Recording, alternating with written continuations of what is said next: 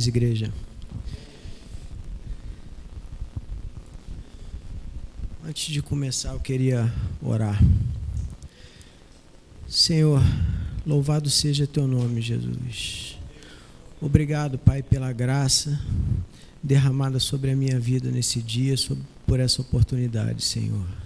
Que a tua mão possa estar aqui, Senhor, me conduzindo, que teu Espírito Santo possa falar através de mim e que de forma nenhuma, Senhor, eu venha atrapalhar o propósito que tu tens para a tua igreja essa noite, Senhor.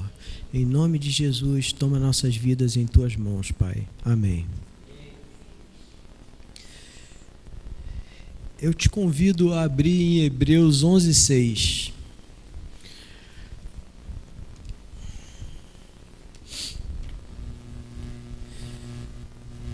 Em Hebreus 11:6, a palavra de Deus diz assim: de fato, sem fé é impossível agradar a Deus, porquanto é necessário que aquele que se aproxima de Deus creia que Ele existe e que se torna galardoador dos que o buscam.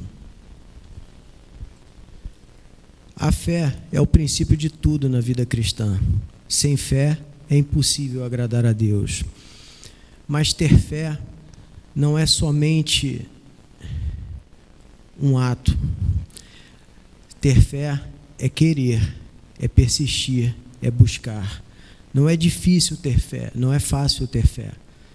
Nos dias de hoje, como foi no passado, ter fé é algo difícil. É algo em que se tem que buscar e perseverar a cada dia.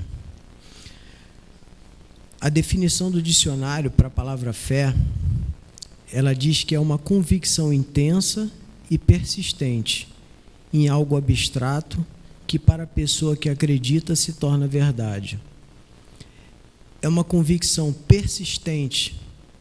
Eu tenho que querer em algo abstrato que eu não consigo ver, que eu não consigo tocar, mas que para a pessoa que acredita ela se torna verdade. A persistência é a chave da fé. A fé, ela vem do insistir, do buscar, do persistir. A definição bíblica de fé está um pouquinho mais acima, em Hebreus 11:1. Olha como é que é parecida com o que tem no dicionário. Eu acho que eles copiaram da Bíblia. A fé é a certeza de coisas que se esperam, a convicção de fatos que não se veem.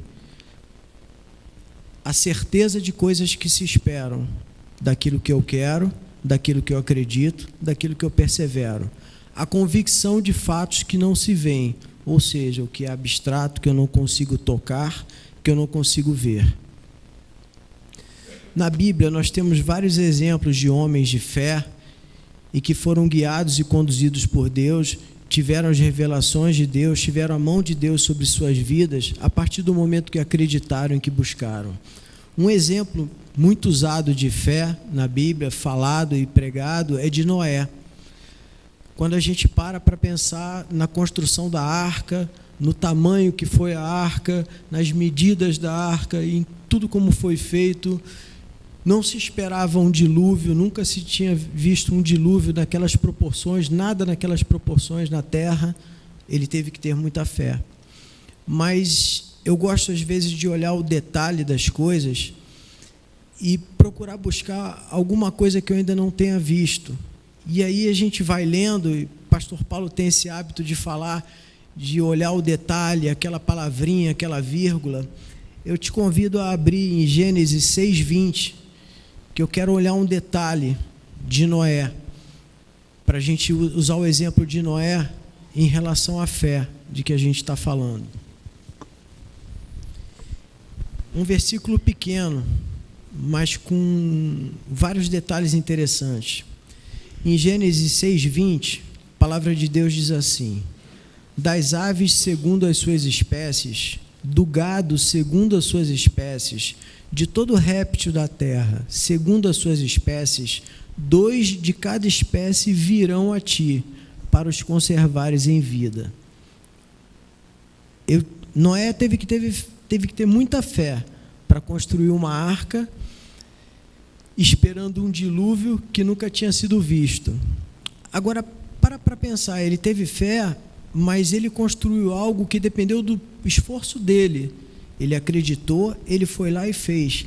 Agora imagina a proporção de fé que ele teve para acreditar. Ele teve que querer para acreditar que 2 pássaros de cada espécie iriam vir e entrar na arca. 2 répteis iam vir rastejando de cada espécie e entrar na arca. Réptil, em via de regra, são animais peçonhentos. Gado, iria vir 2 de cada espécie. Tem várias maneiras de se atrair um animal. Se você quer atrair um animal carnívoro, você põe carne e atrai, mas você não sabe se você vai atrair 1 ou se você vai atrair 1000. Agora, imagina vir 2 de cada espécie por livre e espontânea vontade. Você acreditar que isso vai acontecer. Olha que coisa maravilhosa a revelação de Deus para ele e o ele crer para que aquilo acontecesse. Se ele não tivesse crido, a coisa não teria acontecido através dele. Deus ia levantar outro, claro. Mas entende a proporção? Como ele teve que querer, como ele teve que acreditar. Ter fé não é algo fácil. Como foi no passado não foi fácil, nos dias de hoje ter fé também não é algo fácil. O mundo em que nós vivemos nos alimenta o tempo inteiro com informações de desgraça, de morte. Liga-se a televisão, rádio, internet, o que quer que seja, as notícias não são as melhores. Você ouve o tempo inteiro de desgraça, fome global. Outro dia eu estava lendo uma reportagem da Infomoney dizendo que 1% da população do mundo detém 45% de toda a renda existente no planeta.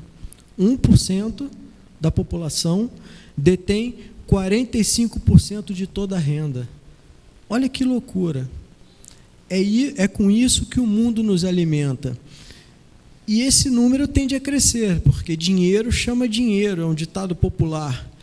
Quem tem dinheiro tem oportunidade para aproveitar, tem momento para aproveitar a oportunidade. Quantas vezes a gente já ouviu falar, uma pessoa falar, comentar que eu aproveitei a oportunidade, a pessoa estava enforcada, eu fui e comprei. Essa, a meu ver, não é uma maneira interessante, não é uma maneira abençoada de se crescer, mas é assim que o mundo cresce, em cima do fracasso do outro, em cima da perda do outro. Ninguém está preocupado com o que vai acontecer. Estão preocupados em crescer, esse tipo de investimento, estão preocupados em adquirir. Isso é o que o mundo nos ensina. Há uns anos atrás, as maiores empresas que existiam eram as mais antigas, porque vieram crescendo ao longo dos anos, desenvolvendo, acreditando em seus funcionários, investindo e crescendo. Eram empresas antigas. Hoje, as maiores empresas, uma empresa quando quer crescer, ela simplesmente compra uma outra. Ela olha para o lado e vê quem eu vou comprar. Um exemplo disso, a Coca-Cola, quando ela quis entrar no universo dos sucos, ela comprou a Del Valle, ela comprou a Mate Leão, quando viu que a queda do refrigerante estava acontecendo. A Nestlé, quando quis começar a vender biscoito, comprou a Tostines, comprou a São Luís. Quem lembra do biscoito Tostines aqui? Deixou de existir de uma hora para outra, porque foi comprado. E assim, várias outras empresas, várias outras marcas fizeram. É uma luta pela acumulação de dinheiro, de patrimônio, de investimento. E muitos de nós, quando ouvimos alguém, quando estamos conversando com alguém e ouvimos essa pessoa falar que tem investimentos, que guarda dinheiro, nos sentimos angustiados. Por quê? Porque de repente eu não estou conseguindo guardar. Como é que acontece isso? É errado guardar, ter disciplina em relação ao dinheiro? Claro que não. Claro que não. É correto você ser disciplinado em relação à sua renda, você conseguir guardar, isso é correto. Mas nós não temos que estar preocupados se vamos conseguir guardar ou não, porque Deus é quem se preocupa conosco. Deus está atento às nossas necessidades. Isso é promessa dele, está escrito. Eu te convido a abrir em Mateus 6, 25 e 26. Olha o que Deus fala a respeito disso.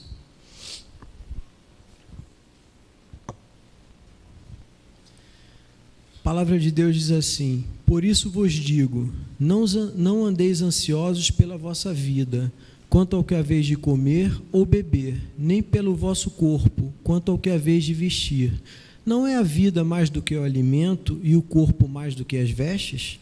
Observai as aves do céu, não semeiam, não colhem, nem ajuntam em celeiros, contudo vosso Pai Celeste as sustenta. Porventura não valei vós muito mais do que as aves? Olha lá. Não andeis ansiosos, ou seja, não é errado você guardar. Não é, mas você não precisa estar ansioso com isso. Se o outro guarda, amém. Se um dia você poder vir a guardar, ótimo, melhor para você, mas se não pode, não se preocupe, faça o seu, faça o de hoje, entregue nas mãos de Deus. Tem coisas muito mais interessantes e importantes para nos preocuparmos. Não andeis ansiosos quanto ao que haveis de comer, beber, nem pelo vosso corpo, quanto ao que haveis de vestir. Observai as aves do céu, não semeiam, não colhem, nem ajuntam. Porventura não valei vós muito mais do que as aves? Continuando lá no 30 a 34. Ora, se Deus veste assim a erva do campo, que hoje existe e amanhã lançada no forno, quanto mais a vós, outros homens de pequena fé. Portanto, não vos inquieteis dizendo, que comeremos, que beberemos, ou com que nos vestiremos, porque os gentios é que procuram todas essas coisas, pois vosso Pai Celeste sabe que necessitais de todas elas. Buscai, pois, em primeiro lugar o seu reino e a sua justiça, e todas essas coisas vos serão acrescentadas. Portanto, não vos inquieteis com o dia de amanhã, pois o amanhã trará os seus cuidados, basta ao dia o seu próprio mal. Mais uma vez Deus fala, não esteja ansioso, não se preocupe, não se inquiete, porque Ele sabe de todas as nossas necessidades, de tudo aquilo que precisamos. Se nós buscarmos o reino, todas as outras coisas nos serão acrescentadas. Deus sabe das nossas necessidades, está atento, está com as mãos estendidas para nos abençoar. Precisamos ter fé, precisamos nos alimentar da palavra para que, ao ouvirmos os noticiários, as guerras, as desgraças, aquilo não venha a nos causar ansiedade, não venha a nos causar problemas, mas sim nós possamos lembrar do que a palavra nos promete. Nós temos uma mídia hoje que exalta minorias, fazendo com que as pessoas não lutem por seus objetivos e sintam-se coitados. Tudo isso com que nos alimentamos o tempo todo independe da nossa vontade, porque isso é bombardeado na mídia a todo tempo, e isso faz com que a gente deposite a nossa fé no lugar errado. Tem muitas pessoas, até mesmo dentro da igreja, colocando a fé que determinado tipo de governo, socialista ou democrata, vai resolver o meu problema. Pessoas colocando a fé em aplicações financeiras, como falando, tem filhos colocando a fé na herança que vão ganhar dos pais, pessoa colocando a fé no emprego, porque trabalha numa empresa familiar há vários anos. Na hora do aperto, na hora do problema, a família do patrão vem primeiro. A gente tem que confiar em Deus. Não é na empresa que a gente trabalha, não é na herança que a gente vai ganhar. Tem pessoas que colocam a sua fé, depositam a sua fé no emprego público. Há uns anos atrás, quando se falava em privatizar uma empresa pública, bota aí há 30 anos atrás, talvez menos, as pessoas riam. Isso não acontecia. Quem era concursado, é aquela história do pinga, mas não seca. Eu vou ter meu salário o resto da minha vida. Hoje isso pode acontecer a qualquer momento. A nossa fé não tem que estar no nosso emprego, na aplicação, na herança, no que quer que seja, tem que estar em Deus. A todo tempo, a gente tem que se alimentar para que isso não venha nos contaminar, para que isso não venha encher a nossa cabeça e nos desviar do nosso propósito, do que é correto. Ontem o que era certo, hoje se torna errado. O mundo tem caminhado para isso. O que nós aprendemos que era certo tem se tornado errado. Os valores estão invertidos. Enquanto que a palavra de Deus não muda. No mundo, o que era certo se torna errado, mas a palavra de Deus ela se mantém única. Em Lucas 21:33, a palavra de Deus diz: passarão o céu e a terra, porém as minhas palavras não passarão. Aquilo que Deus fez com Noé, aquilo que Ele fez lá, Ele pode fazer com a gente hoje. Basta que nós tenhamos fé. Eu não estou dizendo que a gente vai construir uma arca, mas aquele mesmo Deus que fez os pássaros entrarem, os répteis entrarem, Ele pode fazer um milagre na nossa vida que a gente precise, a tratar na nossa necessidade, quer seja na doença, no emprego, no que quer que seja. Até na nossa fraqueza íntima que ninguém conhece, que está guardada dentro de nós, que a gente não revela. Deus sabe, Deus nos conhece e Ele está pronto a fazer. Nós ouvíamos muito um termo que me chama bastante atenção, que é lavagem cerebral. Geralmente nos lembra de algo que é imposto à força, a coisa da lavagem cerebral. Mas hoje vem acontecendo uma lavagem cerebral, está sendo feita em nós, nos nossos filhos, de uma forma mais sutil, mas que a cada dia tem se tornado menos sutil. Uma coisa mais clara tem sido feita nos colégios, nas faculdades. O que nos guarda disso, de tudo isso que somos bombardeados de informação, de desgraça todo o tempo na mídia, é o quanto nos alimentamos da palavra de Deus. É o quanto nós investimos na palavra. Isso vai alimentar a nossa fé, isso vai nos fortalecer. Partindo disso, é que vem a reflexão que eu devo fazer a cada dia. Onde está a minha fé? Está na palavra? Está no Deus que é eterno? Ou está naquilo que é perecível? Abra, por favor, em Lucas 12:34.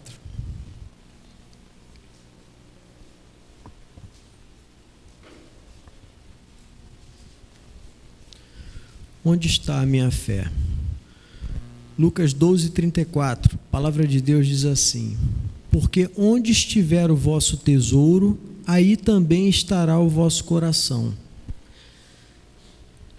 Eu não posso nunca acrescentar nada à palavra de Deus, mas eu posso olhar, inverter e fazer uma pergunta em cima disso, usando a mesma passagem. A palavra de Deus diz: porque onde estiver o vosso tesouro, aí também estará o vosso coração. Aí eu te pergunto: aonde está o meu coração? Qual o meu tesouro? Aonde o meu coração está o meu tesouro.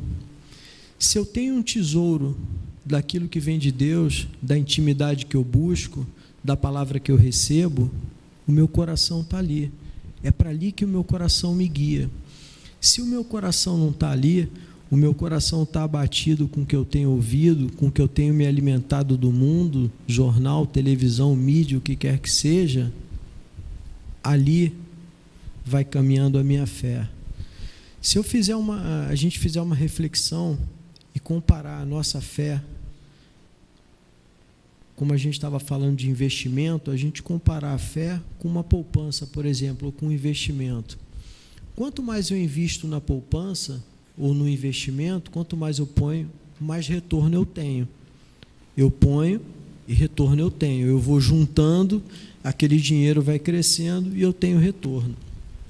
Na nossa vida com Deus, quanto mais eu invisto, mais retorno eu tenho também. Só que esse retorno não é financeiro, não se engane. Esse retorno é paz, é prosperidade, é tranquilidade, sabendo, é intimidade com Deus. Quanto mais eu busco, mais Deus se revela. No mundo financeiro, nas aplicações, além dos depósitos que nós fazemos aportes, que é algo a mais que eu deposito com o intuito de aumentar aquele dinheiro e ganhar mais, aumentar o volume de dinheiro que eu tenho. Na nossa vida com Deus, quando a gente quer fazer um aporte, é o joelho no chão, é o jejum. Dessa forma, a gente está investindo, a gente está buscando ouvir o que Deus tem a falar. Aquilo que a gente está proposto a fazer é o que vai definir a nossa fé. O quanto a gente quer, o quanto a gente busca, é o que vai definir. Eu posso orar a Deus pedindo para ter fé, para que aumente a minha fé, mas eu tenho que querer fazer isso, eu tenho que me dispor a fazer isso. Em nossa vida espiritual, os aportes são isso, são o joelho no chão, são o jejum, a vontade de querer, a vontade de buscar, de ter uma intimidade com Deus, de estarmos próximos do Pai. Eu queria fazer uma comparação em relação à fé entre dois personagens bíblicos. A gente falou de Noé, como Deus falou e como ele agiu em relação à revelação de Deus. Mas tem outros dois personagens também que eu acho que ilustram de formas bem diferentes em relação à fé, que é Gideão e Josué. Em Juízes 6:12, abra por favor em Juízes 6, no versículo 12, o anjo do Senhor aparece para falar com Gideão. E a gente vai analisar a reação que Gideão teve quando o anjo apareceu para ele. No capítulo 12, no versículo 12, a palavra de Deus diz assim: Então o anjo do Senhor lhe apareceu e disse: O Senhor é contigo, homem valente. Respondeu-lhe Gideão: Ai, Senhor meu, se o Senhor é conosco, por que nos sobreveio tudo isto? E que é feito de todas as suas maravilhas que nossos pais nos contaram, dizendo: Não nos fez o Senhor subir do Egito? Porém agora o Senhor nos desamparou e nos entregou nas mãos dos midianitas. Então se virou o Senhor para ele e disse: Vai nessa tua força, livre Israel das mãos dos midianitas. Porventura não te enviei eu? E ele lhe disse: Ai, Senhor meu, com que livrarei Israel? Eis que a minha família é a mais pobre em Manassés, e eu o menor na casa de meu pai. Tornou-lhe o Senhor: Já que eu estou contigo, ferirás os midianitas como se fossem um só homem. Ele respondeu: Se agora achei mercê diante dos teus olhos, dai-me o sinal de que és tu que me falas. O Senhor deu o sinal. Aí lá na frente, no versículo 22, Gideão fala de novo. Viu Gideão que era o anjo do Senhor e disse: Ai de mim, Senhor, pois vi o Senhor face a face. Porém, mais uma vez o Senhor fala, porém o Senhor lhe disse: Pai seja contigo, não temas, não morrerás. Olha a reação de Gideão. Uma pessoa que tem intimidade com Deus, que busca, que tem fé, se o anjo do Senhor aparece diante dele e diz: O Senhor é contigo, homem valente. Qual é a reação dele? Ai, Senhor. Não. No mínimo, um glória a Deus. Mais à frente, ele vem, depois de Deus ter feito todas as maravilhas aos pais, ele ter assistido, ele diz que o Senhor desamparou. Se uma pessoa que tem fé, que tem intimidade com Deus, que busca, o anjo do Senhor aparece diante dele, fala: O Senhor é contigo, ele questiona o que Deus fez, diz que o Senhor desamparou. Mais uma vez insiste Deus através do anjo e fala: Eu não te disse, vai nessa tua força e luta, porventura não te enviei eu? Mais uma vez ele fala: Ai, Senhor, com que livrarei? Eu sou o menor de todos, minha família é a menor de todas. Mais uma vez Deus insiste e fala: Ferirás como se fosse a um só homem. Você imagina um exército, você ferir um exército como se fosse a um só homem. Ou seja, pode ser um simples golpe, um simples movimento e vão cair todos. Só a graça de Deus, mas somente pela fé que você pode acreditar, você precisa querer acreditar. Aí ele responde: se achei mercê diante de Deus, então me dá um sinal. Aí Deus dá o sinal. Aí ele vem e fala: misericórdia, vi que o anjo do Senhor, viu Gedeão que era o anjo do Senhor, acreditou e disse: ai de mim, pois vi o anjo do Senhor face a face.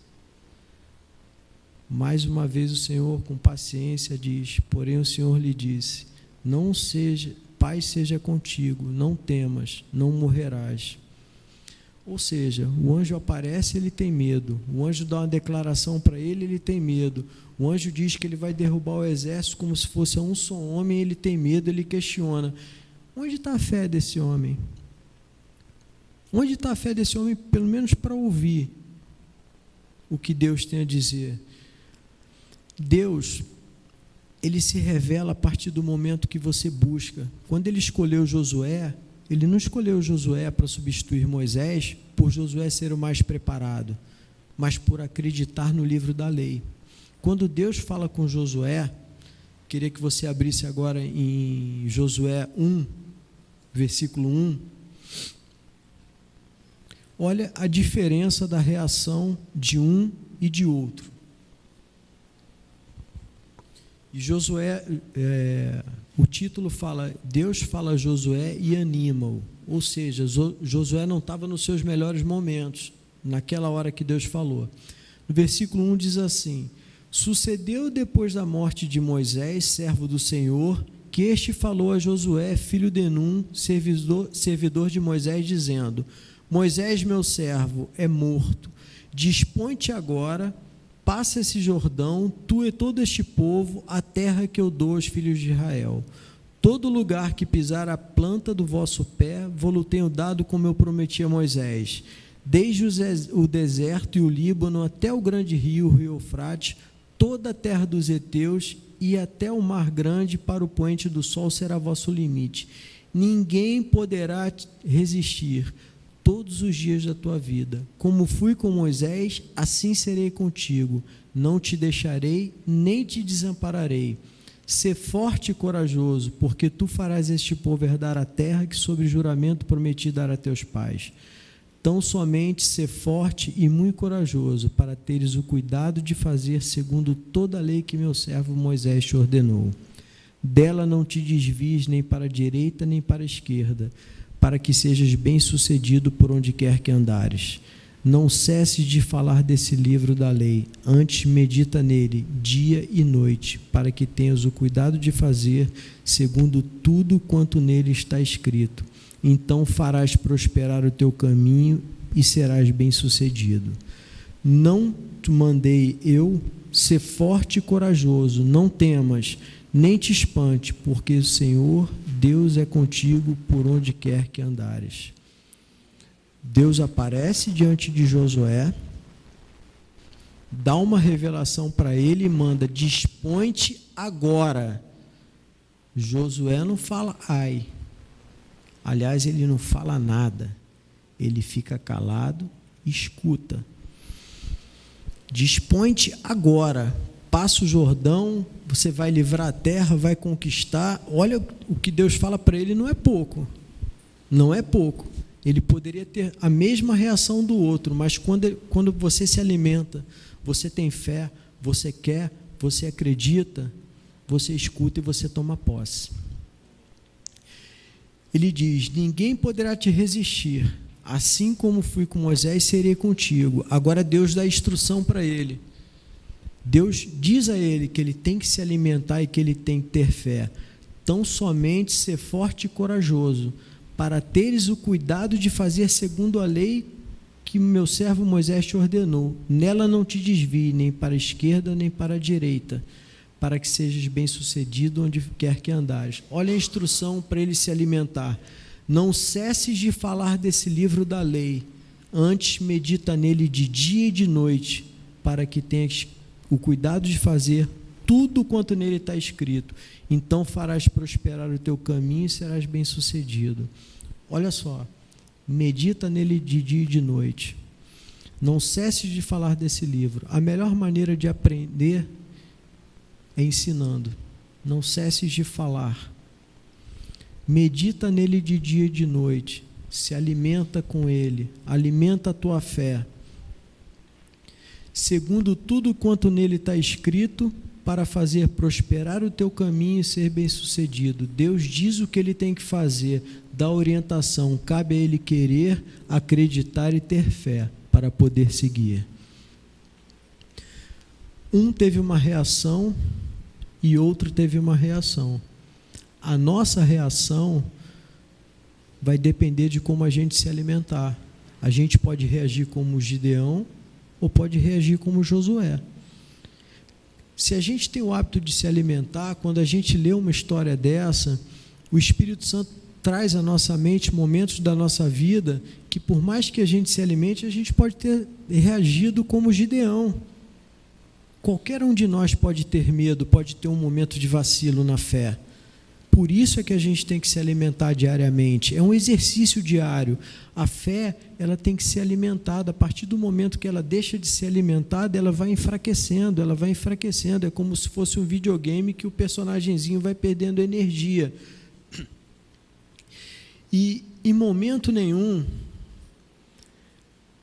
eu estou fazendo uma analogia aqui sempre de fé e ligando aonde as pessoas põem a fé, se no que é eterno ou no que é perecível.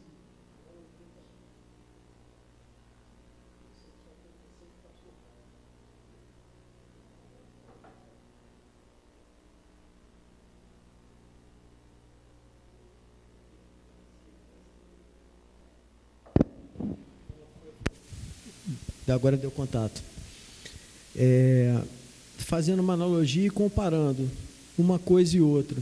A palavra de Deus nos diz claramente que é saudável administrarmos e termos sabedoria e guardarmos dinheiro, que não há problema nenhum nisso. O problema está em depositar a nossa fé no lugar errado. Em Eclesiastes 7, no versículo 11 e 12, olha o que a palavra fala. A sabedoria como uma herança é coisa boa e beneficia aqueles que veem o sol. A sabedoria oferece proteção, como faz o dinheiro, mas a vantagem do conhecimento é esta: a sabedoria preserva a vida de quem a possui. O dinheiro oferece proteção, está aqui, a palavra está me dizendo, e é uma coisa nítida e clara para qualquer um. Sim, e não tem problema em eu ter e eu juntar. O problema é eu depositar a minha fé ali. Por quê? A sabedoria preserva a vida. E onde é que a gente busca a sabedoria? Nos alimentando. E quando a gente se alimenta, a gente fortalece a nossa fé. E assim a gente caminha. Isso a gente tem que ter no coração. Um coração que verdadeiramente crê independente de qualquer que seja a circunstância, que Deus está conosco, está nos guardando e vai caminhar, está à nossa frente. Esse é o coração que agrada a Deus. Sem fé é impossível agradar a Deus. A nossa parte é simplesmente confiar e ter fé. Eu não preciso estar ansioso, como disse em Mateus, eu não preciso lutar, eu não preciso estar nervoso e preocupado, porque a palavra de Deus me garante que se eu cumprir os mandamentos, se eu caminhar com Deus, Ele se preocupará com as minhas necessidades, Ele cuidará de mim, Ele olhará pelos meus filhos, olhará pela minha família. Tudo que Deus tem para nós é muito maior do que aquilo que pode nos alimentar o mundo, do que aquilo que pode nos trazer o medo, do que aquilo que pode fraquejar a nossa fé. Para a gente ter fé, é importante ter maturidade espiritual. Para alcançar maturidade espiritual, a gente precisa se alimentar.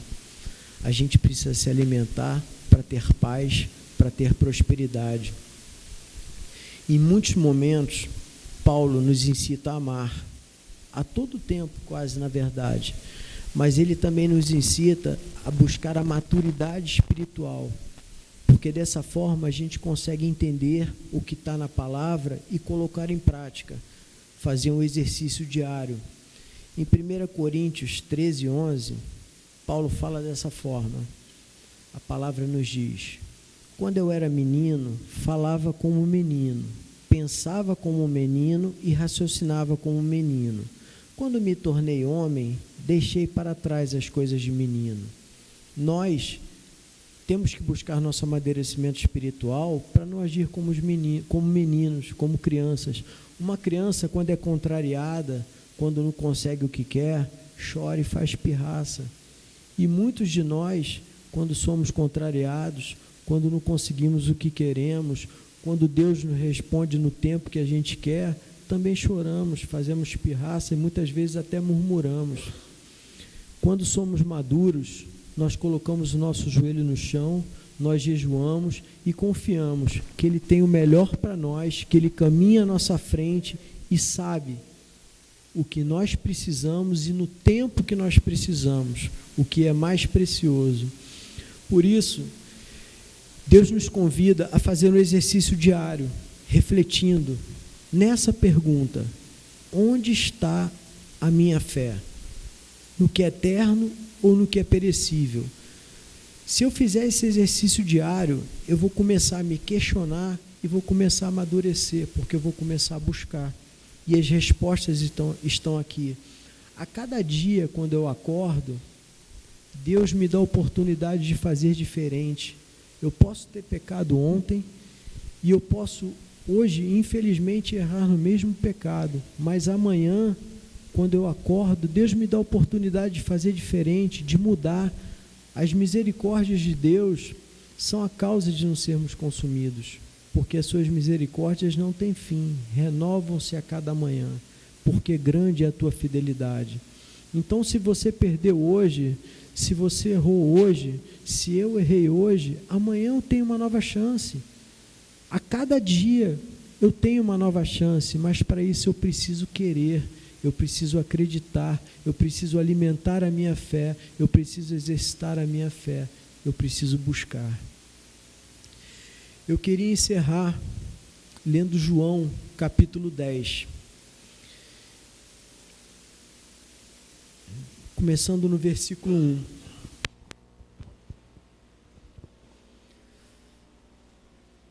A palavra de Deus diz assim: em verdade vos digo, o que não entra pela porta no aprisco das ovelhas, mas sobe por outra parte, esse é ladrão e salteador. Aquele, porém, que entra pela porta, esse é o pastor das ovelhas. Para este, o porteiro abre, as ovelhas ouvem a sua voz, ele chama pelo nome as suas próprias ovelhas e as conduz para fora. Depois de fazer sair todas as que lhe pertencem, vai diante delas e elas o seguem, porque lhe reconhecem a voz. Mas de modo nenhum seguirão o estranho, antes fugirão dele, porque não conhecem a voz dos estranhos. Jesus lhes propôs essa parábola, mas eles não compreenderam o sentido daquilo que lhes falava. Jesus, pois, lhe afirmou de novo: em verdade vos digo, eu sou a porta das ovelhas. Jesus fala no versículo 3, presta atenção nisso, por favor. Para este, o porteiro abre, as ovelhas ouvem sua voz, ele as chama pelo nome, as suas próprias ovelhas, e as conduz para fora. Ele abre a porta. As ovelhas ouvem a sua voz. Para você ouvir a voz, você tem que querer, você tem que ter fé, você tem que se alimentar e buscar. Quem ouve a voz, quem tem fé, sem fé é impossível agradar a Deus. Quem ouve a voz de Deus, quem busca, quem tem fé, agrada a Deus. Ele as chama pelo nome, porque são as próprias ovelhas dele, e ele as conduz, quer ser no momento bom, quer seja no momento bom, quer seja no momento ruim, ele vai à frente, ele as conduz, porque são as ovelhas dele que o reconhecem pelo nome. Depois de fazer sair todas elas, ele vai adiante, elas o seguem, porque porque ele reconhece a voz. A gente só reconhece a voz de quem a gente tem intimidade. A gente só reconhece a voz de quem a gente tem o hábito de falar e de buscar.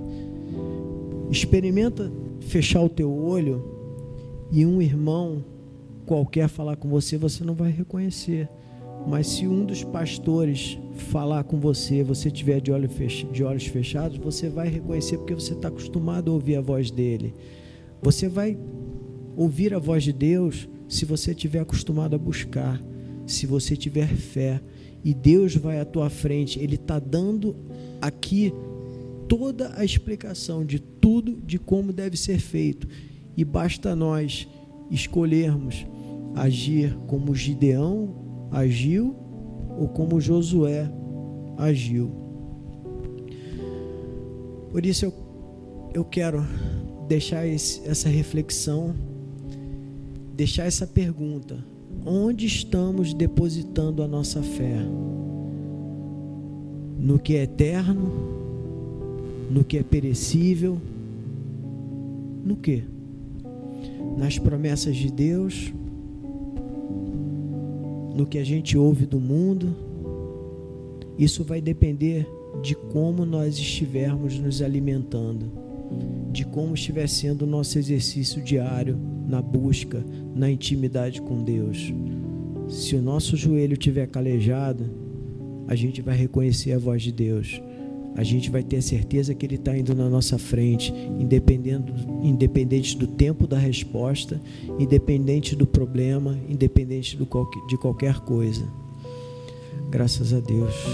Deus seja louvado.